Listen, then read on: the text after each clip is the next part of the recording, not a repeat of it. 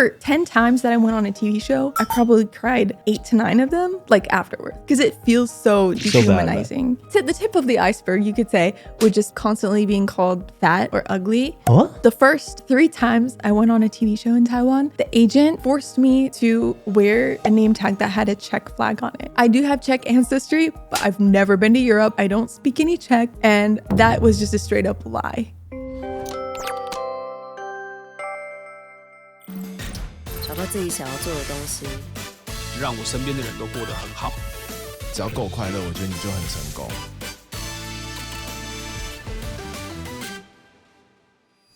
嗨，Hello， 大家好，我是志祺，欢迎回到强者我朋友。今天来宾呢是 YouTube 圈的朋友 Tristan 崔灿。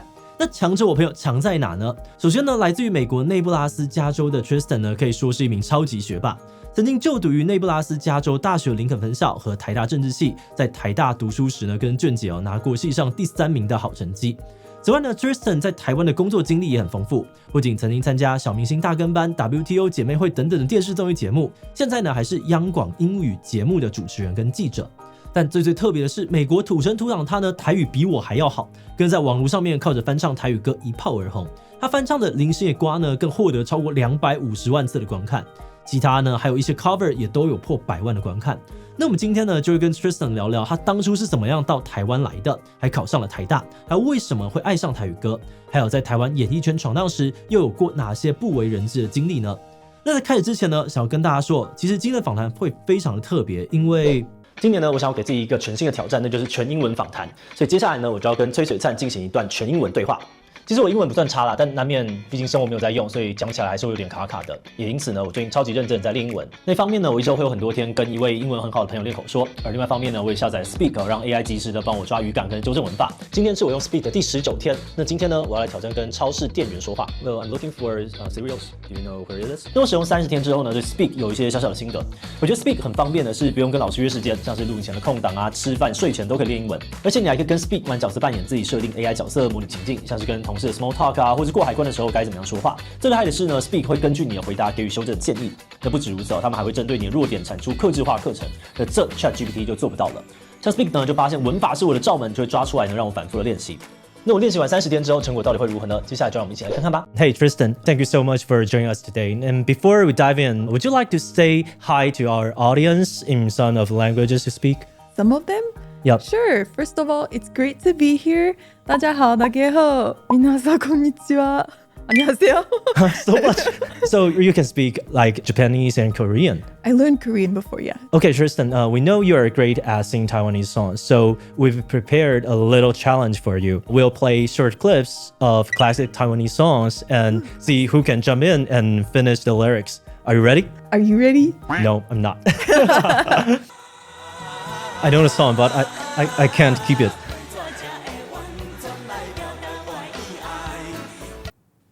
你的温柔，你的可愛。I don't know how to speak Taiwanese. Okay, next.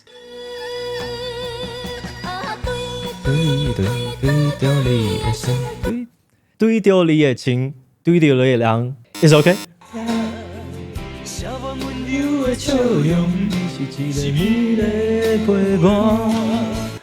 是不是当过算世不知过，失去了。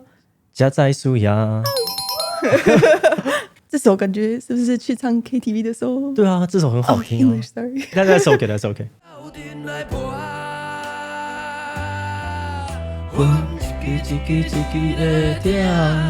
酒一杯一杯一杯的打。You definitely know this one, right? I don't know this song. What?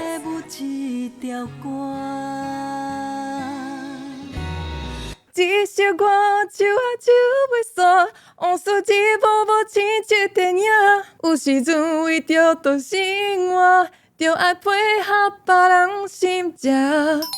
So what's the name of the song? 零星的歌，零星的歌。Yeah. Oh. The best Taiwanese songs, and it's my favorite. Okay, that's so obvious that you really love Taiwanese songs. So what's the story there? How did you first get into Taiwanese songs? Actually, it was because of that song. Is that song? Yeah, Okay. 零星的歌, I think it's called The Song of Life in English. And I heard it, I think at KTV, my friend sang it. And I felt like it's the first song that, even though I had no idea what it was saying, I like kind of understood it. Okay. And I love Huang Yining's voice. So I thought I need to learn this song so I can sing it too. And then I realized it's really fun to learn Taiwanese. I think the audience would love to hear more of your Taiwanese. Could you try introducing your hometown? I thought is the Nebraska, right? Yeah. In Taiwanese? That's very hard, but 就嘴糙就嘴古. I've heard people say Nebraska is the most boring state in America. Is that true? I have a love-hate relationship with Nebraska, but I will say about the cows, we have 4 times as many cows as we do people. So if we shared them evenly, each person could have 4 cows. So does that sound like an exciting place? No, I don't. I'm wondering, because moving from Nebraska to Taipei must have been a huge change, right? What was the biggest culture shock for you when you first arrived Taiwan? I think a lesson that I had to learn many times was that I should actually always bring a little package of tissues with me, because in a lot of the bathrooms, there aren't any. Oh, I didn't know that was a thing. I just thought all the public bathrooms would have tissues or toilet paper. And so I had to use like my homework once. I have the same experience. Your homework? Yeah, it's so hard. Yeah. It's not, you wouldn't want to repeat it. But also in the bathrooms, I mean, of course you have the squatty potty. That's another one. But also you have emergency buttons in Taiwan. Oh, yeah. And we don't have those in Nebraska. Oh, so you just push it? I pushed it. Oh, yeah. I didn't understand. It was in my school and I didn't understand that like they would have a button for something else. I didn't read the characters, so I just pushed it. Then what happened? I think like an alarm went off. And I was so embarrassed because I just used my homework to like wipe myself. So I panicked and I ran away. Okay, that was when you are 17. So you first came to Taiwan at 17 as an exchange student and went back to the US for college and then decided to return to Taiwan. What brought you back? I think I explained Taiwan as like a magnet. It keeps pulling me back. What? Really? Yeah, because there's such a charm about Taiwan. And I feel like part of it is, of course, the food, of course, the safety, but also there's so much stimulation here. So if I walk down the street, I can see like 100 different stores. That's incredible to me because in my hometown, There's maybe we no don't store. have 100 stores at all. You have 100 cows. Yeah.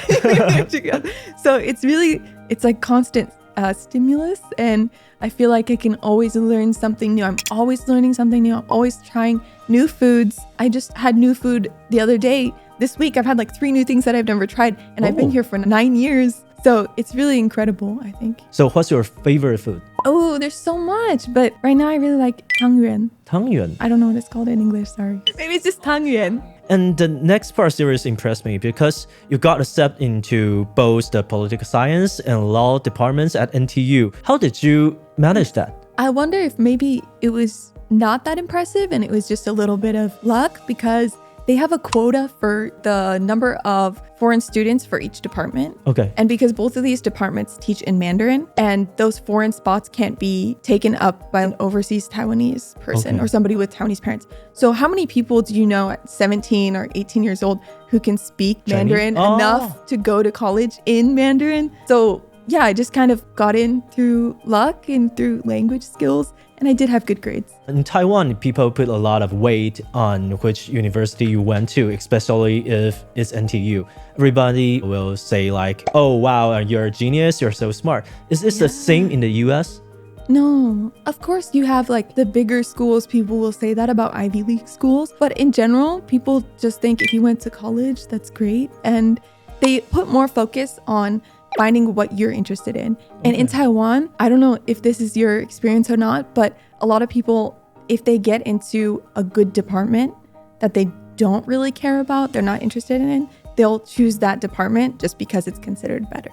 Oh, yeah. Yeah. Is that what you did? Nope, I'm studying urban planning. It's not a really good department, actually. But I think there's a lot of friends or my cousin do that. It's a little bit sad, actually. It's so sad. And did you know, like at my university in particular in the US, the average student will change their major 5 times. So you can just change it whenever you want. If you feel like political science isn't for you, okay, give arts a try. You don't like arts, do science. You can try a bunch of different things and change it freely. So I like that we focus more on your interests and developing those and inspiring you than just what's the best. And what made you choose political science in the end? Honestly, I think part of it was because I heard that law school is already hard enough for Taiwanese students to the point that they don't have a life outside of school. Because they have a lot of homework to do. And memorizing. Yeah. And that's not the Taiwan dream that I had in mind. Also because I think political science in Taiwan and politics is very interesting. What's the interesting part? I feel like a lot of the politicians are like almost like TV characters. Oh. And I mean, in the US too, but like the things that they will do on TV is so funny. And the way that people They put just like their comedian? pictures, yes. And the way that they put their pictures like on the propaganda, like the posters and stuff, it's so funny because they all do like the same thing. Okay, we've talking about your personal journey, but let's zoom out a little. From what you've observed, what are the main reasons other international students come to study in Taiwan? I feel like Taiwan, for everybody, is known as a place that is really safe and fun to learn Mandarin. So a lot of people already have an interest in learning Mandarin Chinese, but they're not so comfortable going to a place where maybe they don't have the same freedoms that they had in the United States, in Europe somewhere. Also, the Taiwanese government does offer a lot of really good scholarships, and Taiwanese people overseas are amazing ambassadors of Taiwan. Oh, yeah, of course. Yeah, and if you actually show up in Taiwan, then those Taiwanese friends will take you out and they'll go all out. So I feel like Taiwanese people are amazing ambassadors. And on the flip side, what's the most challenging part? I think culturally there are some restrictions or maybe boundaries when it comes to, for example, talking to elders my elders. Maybe if I'm doing 99% of stuff right, they'll focus on the 1% that's not good enough. And that is sort of discouraging. Is there any story? For example, the first time I was living with a host family, I had just been in Taiwan for 2 weeks, and every day I was memorizing different Mandarin phrases and trying to understand like the different culture. And after 2 weeks, my host mom asked me like, why can't you speak in Chinese yet? Like, did you think it was just gonna take 2 weeks? Yeah. I never got like a, wow, you're doing so well. We're so proud of you. And I heard that that would be the case, so it didn't bother me too much. But like, for all the Taiwanese listeners out there, when was the last time somebody told you that they're proud of you or that they love you?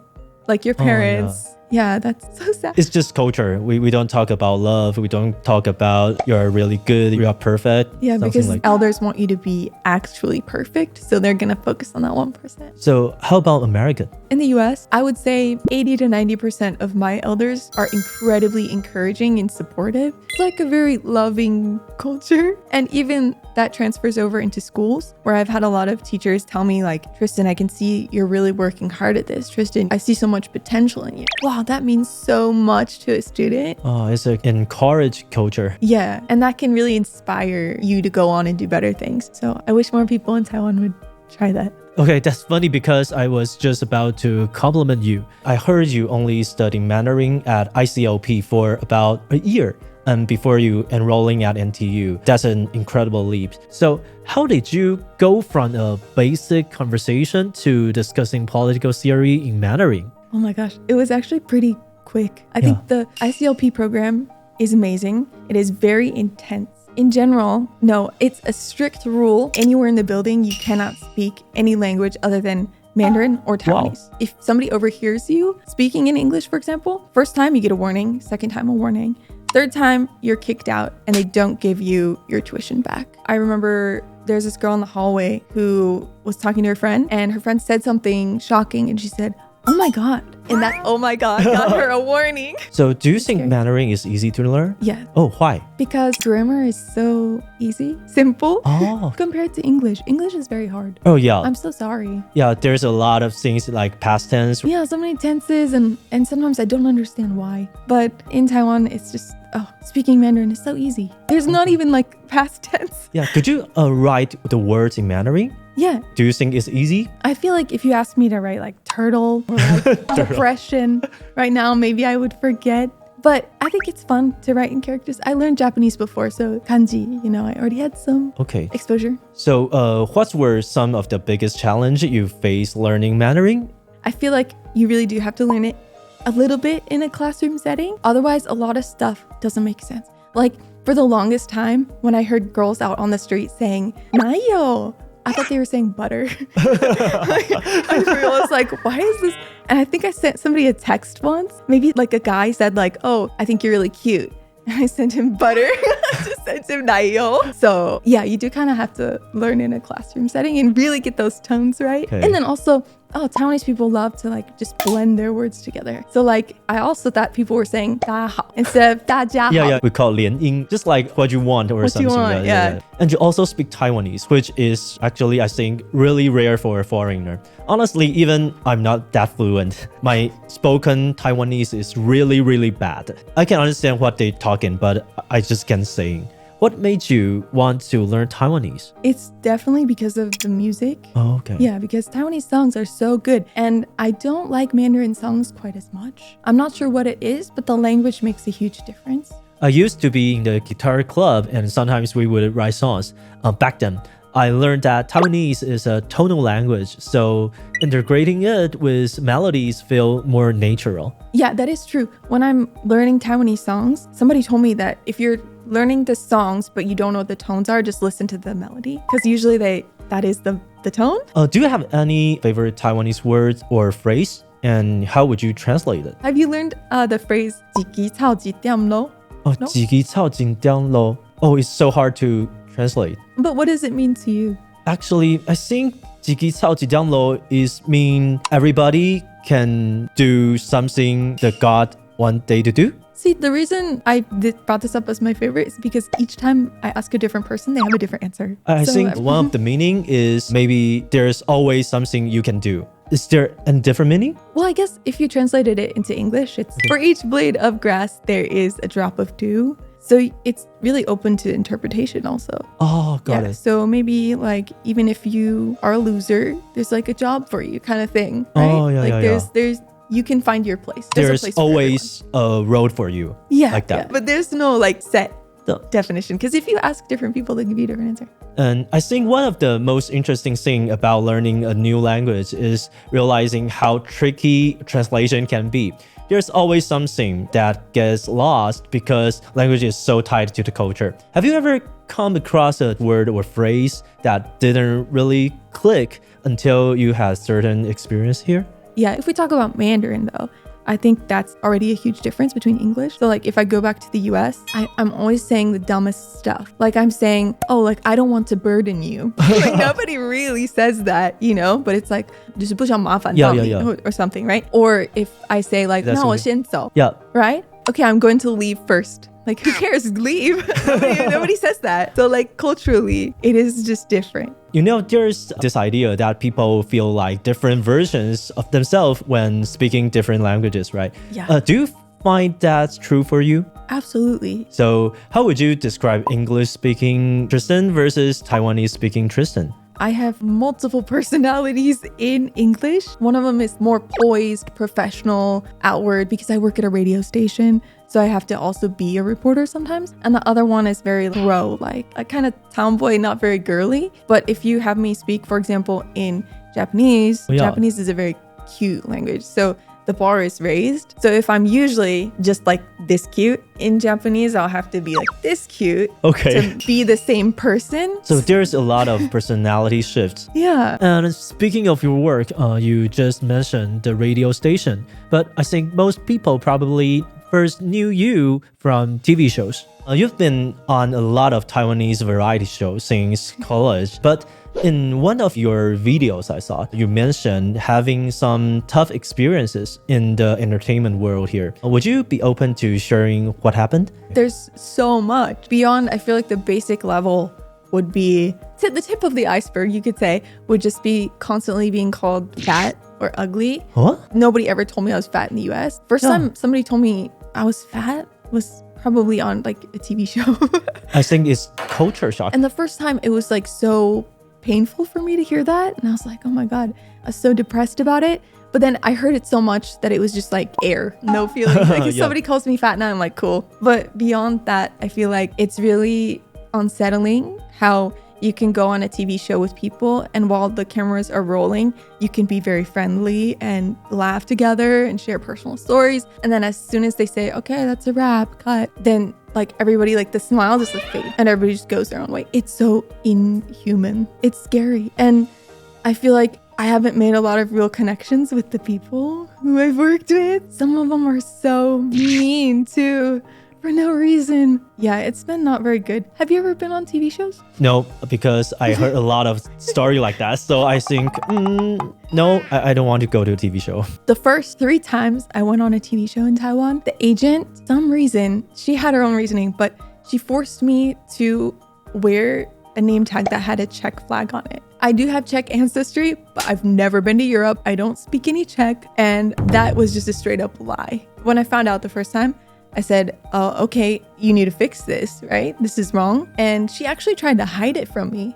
Wow. So she put the name tag like under my like chest to where it wouldn't be like directly visible. But of course I looked and I saw that it was a Czech flag. And she said it was because there are already enough Americans on TV in Taiwan. So if you want to be on TV more, you have to be different. Wow. And there are So not you as need many to Czech lie. people. But the first day that she did it, I was so uncomfortable and I didn't really know how to fight back. And I already said, no, I'm not going to do it. But then everybody on the set was like, you know, we've already been here since like 8 a.m. It's now 2 a.m. Could you please just go and record the show so we can go home to our families? And I was like, oh, that's a lot of pressure. So I was like, fine, but I'm going to say that I'm not from Czech.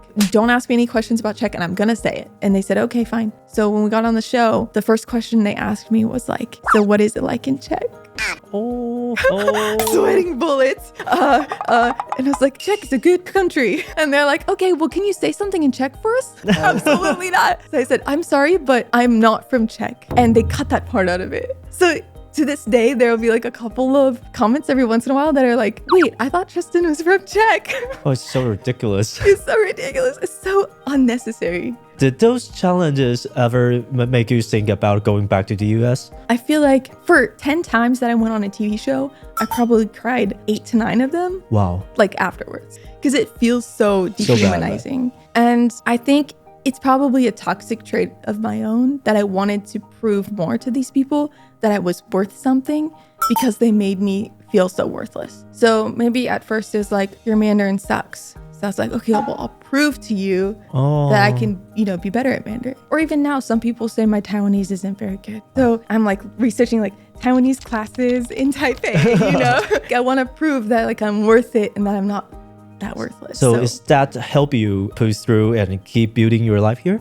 Yeah, but it's not very healthy, is it? Yeah. It's just because others comment or others opinion. It's a little bit sad. But you have your own YouTube channel now, so you don't need to go back to variety show. And your YouTube channel has over 300,000 subscribers. How did that journey begin? I feel like it did also stem from my bad experiences because I would go on a TV show and I'd want to share a genuine experience that I found really interesting and valuable. And they'd be like, nah, this isn't enough interest. This isn't enough like juicy details. You need to add something in there about sex, or you need to add something in there about getting in a fight with somebody. And they changed the story to where it wasn't like real anymore. So then I said, well, I want this to be real and I want to share Taiwan to the rest of the world. I want to share about Nebraska to Taiwanese people. So I started a channel. And you already accomplished so much like TV, YouTube, and you're also a host and a reporter for Radio Taiwan International.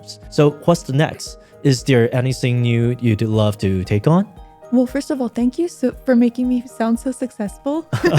You're like the epitome of success. So that's very nice. I would really like to put out some Taiwanese music. It's pretty hard for me to write by myself, but I would love to contribute to the Taiwanese music culture. Oh, cool. Before we wrap up, is there anything else you'd like to share with our audience? Yes, if you could take away one thing from today's episode, 2 things. First of all, Taiwanese does have a written language, multiple written languages. They're all legit, and it's not an uncivilized language. And if you think that, it's because you're brainwashed. So political. It's true though. All right. Big thanks to Tristan for hanging out with us and sharing all those awesome stories. Thank you so much. And that's all for today's episode for 志祺七七, and we'll see you tomorrow. Bye. 累死了，做到了。好，我练英文30天的成果，不知道大家觉得还行吗？那如果有什么做不好的地方，就还请大家多多包涵哦，因为第一次练习。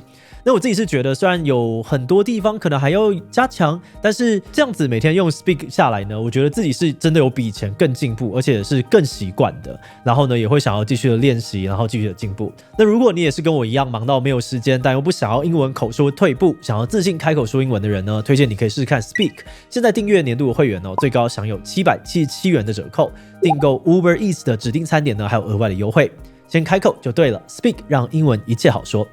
谢谢，好难啊！我英文还可以吗？你会听不太懂吗？不会，但我觉得你太怀疑自己了。要有真的吗？自信。有时候觉得你可能只有在想我下一个要怎么问，我没有在听。听到是都有了，但是还没有办法进到最好的主持的状态。对，因为有的时候它跟访纲会是不一样的，所以我要怎么样把这边前面加一些赘词，然后把它接过来，或者要给一些回应接过来。这个我可能要花个十集练之类的。不是很强的哦，谢谢，努力，辛苦了。不会，谢谢你。谢谢。